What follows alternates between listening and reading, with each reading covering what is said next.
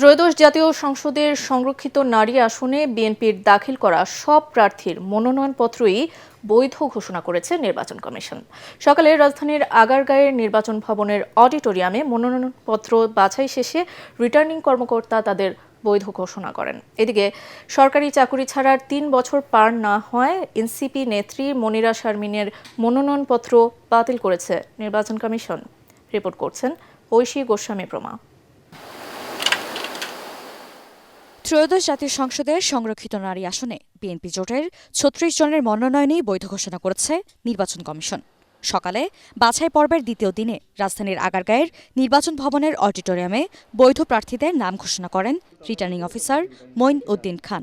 স্বতন্ত্রের জন্য বরাদ্দ একটি আসনে বৈধতা পেয়েছেন প্রার্থী সুলতানা জেসমিন জুই। পরে সংবাদ সম্মেলনে নিজেদের ভবিষ্যৎ পরিকল্পনার কথা জানান প্রার্থীরা।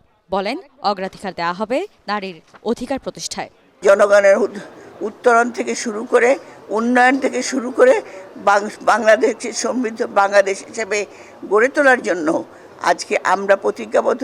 আমরা নারীদেরকে নিয়ে এগিয়ে যাব, নারীদের সমস্যাকে নিয়ে, নারীদের যে মৌলিক সমস্যাগুলো রয়েছে তা নিয়ে কাজ করা। সংসদে যে বট বাহিনী আজকে সরকারের বিরুদ্ধে অপপ্রচার করছে, সেই বট বাহিনীকে আমি কট করতে চাই। যেহেতু আমার এলাকাটা চা বাগান পরিবেষ্টিত, সেই ট্যুরিজমের উপরে আমি কাজ করতে চাই।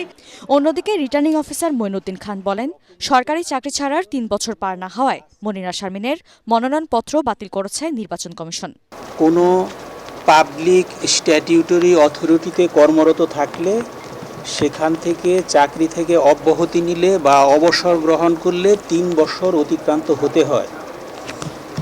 তো ওনার ক্ষেত্রে এই 3 বছর অতিক্রান্ত হয়নি, বিধায় এই মনোনয়নপত্রটি বাতিলযোগ্য।